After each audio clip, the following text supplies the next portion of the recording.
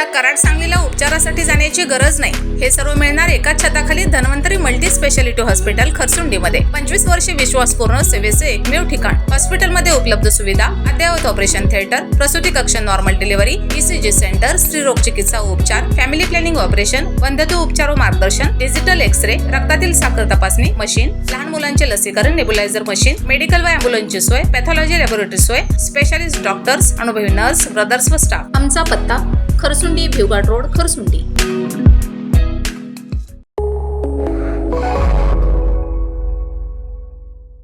नमस्कार, मी मयुरी आणि आपण पाहत आहात 7 स्टार न्यूज. एका निष्पाप मुलीचा जीव गेला, पण अजूनही दोषी मोकाटच आहेत. या तीव्र भावनेतून चिखलगार समाजाने आता न्यायासाठी निर्णायक लढा उभारलाय. भाळवणी तालुका खानापूर येथील येरळा नदी पात्रातील बेकायदेशीर वाळू उत्खननामुळे निर्माण झालेल्या खोल खड्ड्यात बुडून 2 मे 2026 रोजी फिरदौस झाकीर चिखलगार या तरुणीचा दुर्दैवी मृत्यू झाला होता. या घटनेला 1.5 महिन्यांपासून अधिक काळ लोटला, तरीही दोषींवर कठोर कारवाई न झाल्याने समाजात संतापाची लाट उसळली.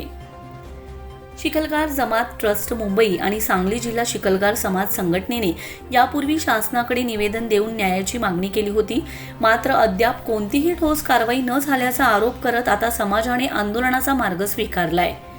राष्ट्रीय चिखलगार जमात ट्रस्टचे अध्यक्ष नौशाद याकूब चिखलगार यांच्या नेतृत्वाखाली मृत फिरदौसच्या कुटुंबियांसह लहान बाळे व नातेवाईक 9 जुलै 2026 रोजी तहसीलदार कार्यालयासमोर आमरण उपोषणास बसणार असल्याची घोषणा करण्यात आली. उपोषणकर्त्यांची प्रमुख मागणी म्हणजे फिरदौसच्या मृत्यूस जबाबदार असलेल्या वाळू माफिया, संबंधित कंत्राटदार, कंपनी आणि निष्काळजी अधिकाऱ्यांवर सदोष मनुष्यवधासह कठोर गुन्हे दाखल करावेत. तसेच बेकायदेशीर वाळू उत्खननाची उच्चस्तरीय चौकशी करून दोषींवर कठोर कारवाई करावी. मृत फिरदौसच्या कुटुंबाला आर्थिक मदत द्यावी आणि जखमी शफक रशीद चिखलगार हिच्या उपचाराचा संपूर्ण खर्च शासनाने उचलावा, अशी मागणी करण्यात आली. फिरदौसचा मृत्यू हा अपघात नव्हे तर प्रशासनाच्या दुर्लक्षामुळे गेलेला निष्पाप जीव आहे. दोषींना शिक्षा आणि फिरदौसला न्याय मिळाल्याशिवाय आमचा लढा थांबणार नाही, असा इशारा यावेळी आंदोलनकर्त्यांनी दिलाय.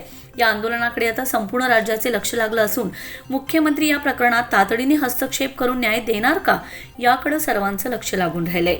Yakub Chikhalgar, 7 star news, Lengare.